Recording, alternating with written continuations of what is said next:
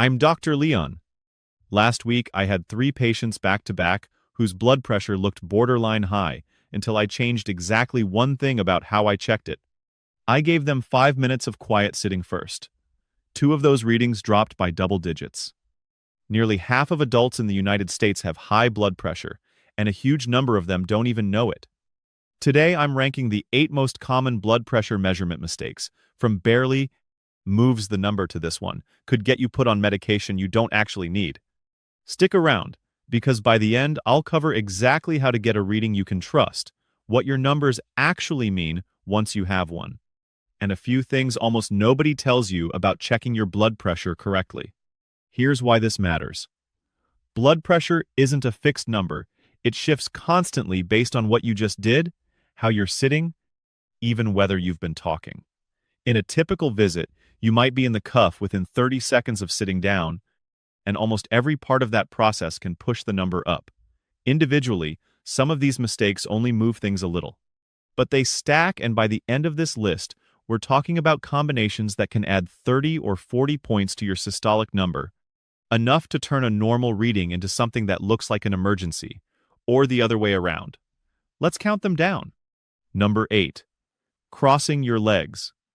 It feels natural, especially on a hard exam table, and I see it constantly. People get comfortable, especially if they're going to be sitting for a few minutes anyway. But it increases muscle tension and can compress blood flow, which can raise your systolic number by up to 6 points. Small on its own, but it's the easiest one to fix. Both feet flat on the floor, always. Number 7. Talking during the measurement. So, how's your day been? While the cuff is inflating, feels harmless, but it activates the muscles in your arm and triggers your sympathetic nervous system, your body's stress response. That alone can add up to 7 points. And it's not just you talking. If the person taking your blood pressure is chatting with you, asking about your symptoms while the cuff is going, that counts too. The fix is simple but socially awkward. Stay quiet even if it feels rude. Number 6. No back support. Sitting on the edge of an exam table with nothing behind you means your core is working just to keep you upright, and that effort alone can add up to 8 points. This is incredibly common because a lot of exam tables simply don't have anything to lean against. Always sit in a chair with a solid backrest if you can. Number 5. Arm position. Your arm should rest at the level of your heart, roughly the middle of your chest. If it's hanging at your side, or sitting in your lap below that level, gravity works against the cuff, and your reading can run up to 9 points high. I've also seen the opposite mistake: people propping their arm up on a stack of pillows that's too high, which throws off the reading in the other direction. The goal is heart level, not just somewhere comfortable. Number 4. The wrong cuff size, and almost nobody checks this. A cuff that's too small squeezes harder than it should, and can overestimate your blood pressure by 10 points or more. One that's too big can underestimate it, which sounds nice until you realize it's hiding a real problem. Most automatic home monitors come with a standard adult cuff, but plenty of people, especially those with larger or smaller arms, actually need a different size entirely.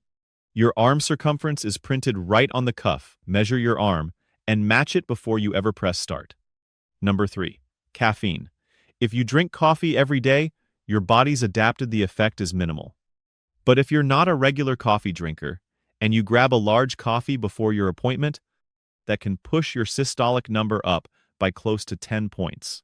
And this applies to energy drinks and pre-workout supplements too, not just coffee. Don't quit your morning coffee to fix this, though the withdrawal headache can spike your blood pressure as well. Just avoid caffeine for about 30 minutes before checking. Number 2. A full bladder.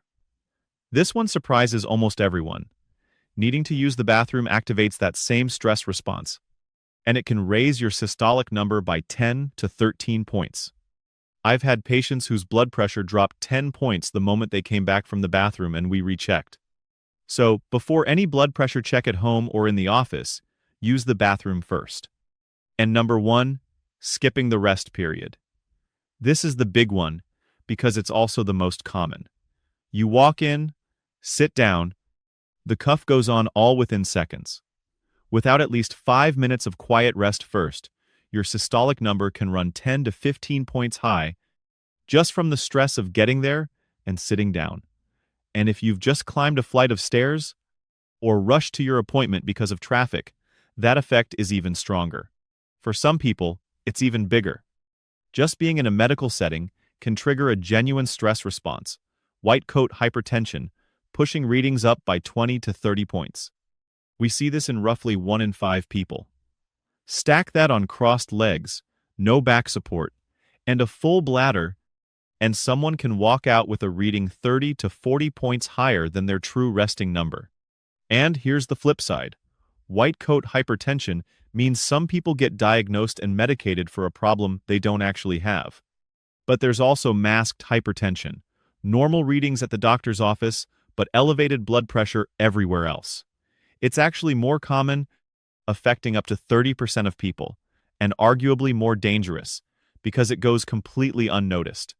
High blood pressure is sometimes called the silent killer, for a reason it usually causes no symptoms at all, even as it quietly damages your blood vessels, heart, kidneys, and eyes over the years.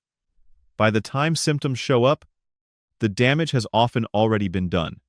That's exactly why getting an accurate number, not an inflated one, and not a falsely reassuring one matters so much. So now that you know how to get an accurate reading, let's talk about what those numbers actually mean. The top number, systolic, measures the pressure in your arteries when your heart beats. The bottom number, diastolic, measures the pressure between beats. A normal reading is below 120/80. If your systolic is between 120 and 129, with a diastolic still under 80, that's considered elevated, not yet hypertension, but a signal to pay attention to lifestyle factors. Stage 1 hypertension is 130 to 139 systolic, or 80 to 89 diastolic. Stage 2 is 140 over 90 or higher. And if you ever get a reading above 180/120, that's considered a hypertensive crisis if you also have symptoms like chest pain, shortness of breath, vision changes, or a severe headache. That's an emergency, and you should seek care immediately, even if that means calling 911. Now, everything we've covered so far is about technique, how you're sitting, what you did in the 5 minutes beforehand, but your blood pressure on any given day is also shaped by things that happened well before you ever picked up the cuff. Poor sleep the night before can raise your numbers the next morning. So can stress, even stress that has nothing to do with your health, like a work deadline or an argument.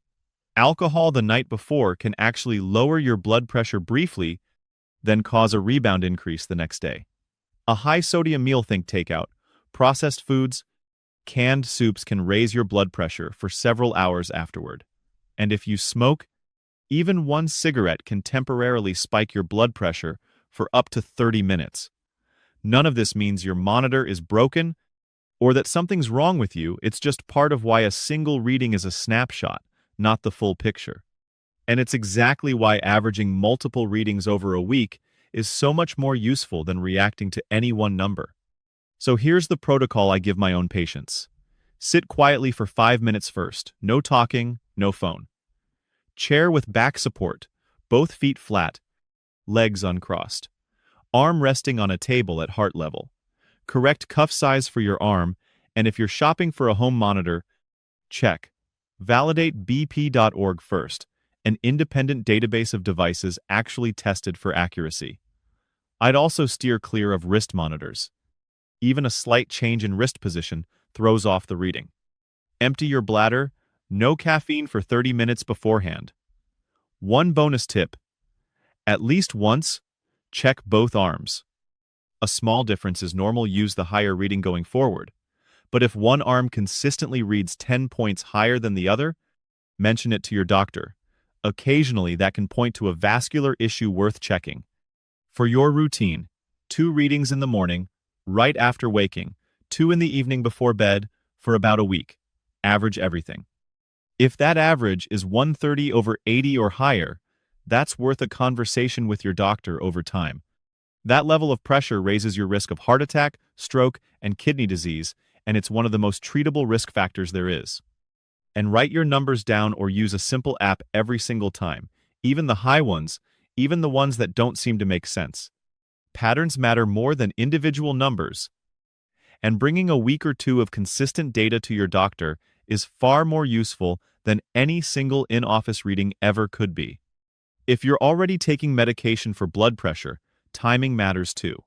A lot of people take their pills first thing in the morning and then check their blood pressure right after, but depending on the medication, it can take an hour or more to take effect, so that reading might not reflect how well it's actually working throughout the day. A more useful approach is to check at roughly the same times each day relative to your medication, for example, right before your morning dose and again in the evening.